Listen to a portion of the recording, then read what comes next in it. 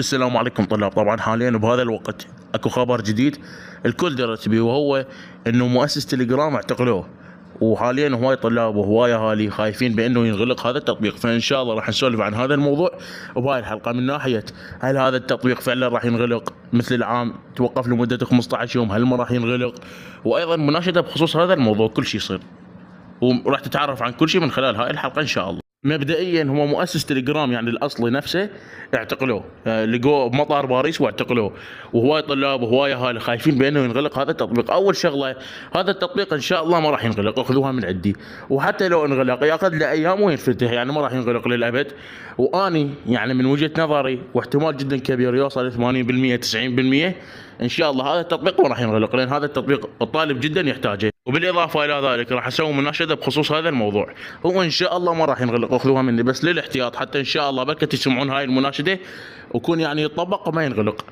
اول شيء اناشد بانه هذا التطبيق ما ينحظر ولا ينغلق، لان هذا التطبيق جدا مهم للطالب.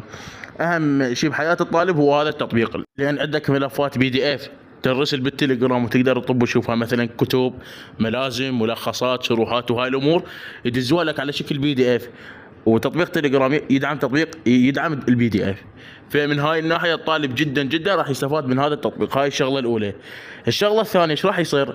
راح يجي واحد شي يقول لك اوكي اوفوا التليجرام ما نحتاجه، خلينا نسوي جروب بالفيسبوك مثلا. والفيسبوك ما يرسل ملفات، يعني مثل تطبيق تليجرام ما يدعم الملفات PDF وما يدعم هاي الامور. يعني الفيسبوك ما راح يفيدك باي شيء. هو احسن تطبيق للدراسه واهم تطبيق هو التليجرام جدا جدا مفيد، لان هذا التطبيق اذا انغلق او انحظر بعد ما راح يشتغل، الطلاب جدا جدا راح تنظر. هو بشكل عام الناس كلها راح تنظر، بس اكثر شيء راح يضررون هم الطلاب. ليش؟ لان راح اقول لكم اياها. مثلا جروب الدراسه هذا موجود بالتليجرام اكثر شيء، جروبات الطلاب بيناتهم للدراسه والملخصات هذا هم موجود بالتليجرام. والشغله الثالثه عندك الدورات الالكترونيه اللي تصير بالتليجرام، هاي هم شغله جدا مهمه. وانت راح تسال هذا السؤال، تقول ليش الدورات الالكترونيه تصير بالتليجرام؟ لان تطبيق التليجرام احسن برنامج يرسل ملفات، واحسن برنامج يرسل فيديوهات.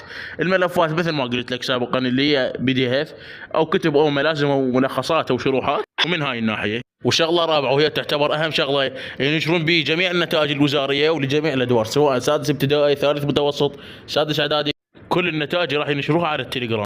خامس شغله وهي هاي هم شغله جدا جدا مهمه، احنا حاليا في فتره دور ثاني لاغلب الطلاب، سواء طلاب مراحل المنتهيه او مراحل غير المنتهيه، وهمتين طلاب الجامعات، وما ظل تقريبا بس شهر او شهر وشويه على بدايه العام الدراسي الجديد.